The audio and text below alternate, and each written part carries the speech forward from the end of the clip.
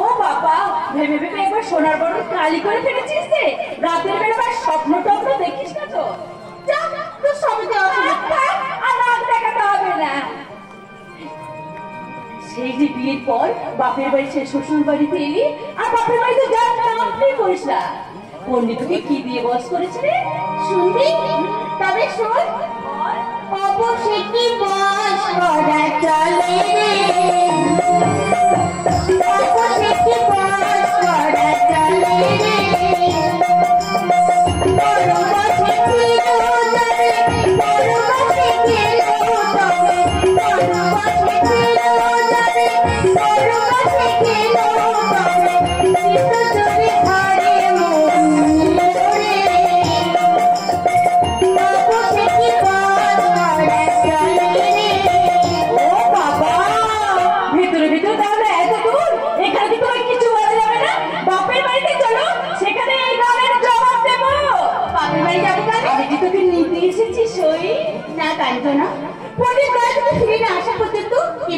কোথাও যাবো না।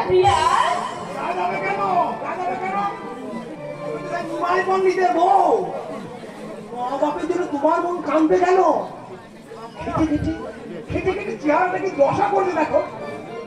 এদের বিপদ হয়। আমি তো মনে মনে সবসময় সে প্রার্থনা করিস প্রিয়া, প্রতি অঙ্গ চলে যা পুরে হয়ে থাকা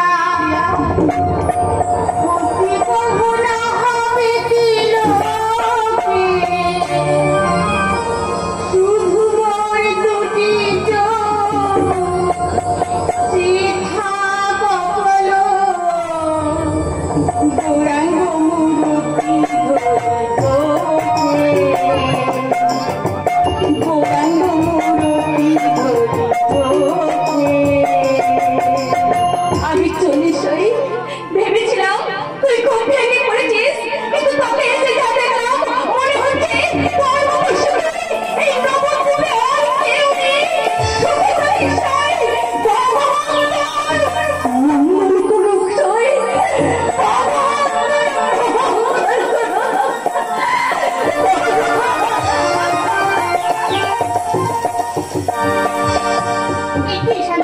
ঘন ঘন গাছে চোখ মুছতে যাও, মা গঙ্গা স্নান করে ফিরো কিনা দেখে এসো। রোজ তোমাকে বলি ঝাঁপিটা নিয়ে এসে আমার সামনে একবার বসে বলো তো মা, তোমার সময়ই হয় না মা। সময় হবে গো তোমা, সব দোষ তো তোমার। একবার তুমি ঝাঁপিটা নিয়ে আসি, তাহলে তোমার চোখের জল যার কোনোভাবে বাধা মানে। যাও তো পরীক্ষাটা নিয়ে এসো। যাচ্ছি যাচ্ছি।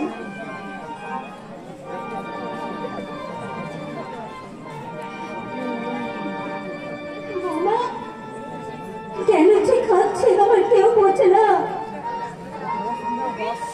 সংসার ছেড়ে চলে যাওয়ার পর থেকে ওই একজনকে নিয়ে তো আমি সব ব্যথা ভুলে আছি। তাই তো আমার সব সময় ভয় হয় ও যদি বিশ্বরূপের মতো এই সংসার ছেড়ে চলে যায়। না না, ওটা করবে না বাবা, ওটা করবে না, কারণ ও আমাকে কথা দিয়েছে আমি ততদিন না অনুমতি দেব।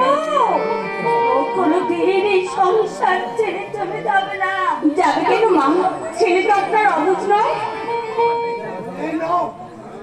এই নাও করে যাবি। দাদা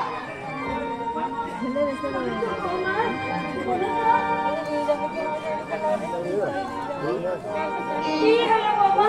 এই কণিগুলোর বুদ্ধি নেত্রে বেঁধে রেখেছি কেন মা? কুড়িটা কুড়িটা করে ভাগ করে রেখেছি মা। মা বেশ করেছো, তোমার সব কাজে কি যত্ন না বলি তো মা। বলো এই 1 কুড়ি 2 কুড়ি 3 কুড়ি 4 কুড়ি 4 কুড়ি মানে 80 দিন। 80 দিন হয়ে গেছে। ওরে ওই সব শুনছিস? আর বাবুকে আমি তো বৌমা বাকি থাকো না। 81 82 83 84 85 কি হলো সামনে কেন? কত হলো? 86 87 তারপর 88 89 90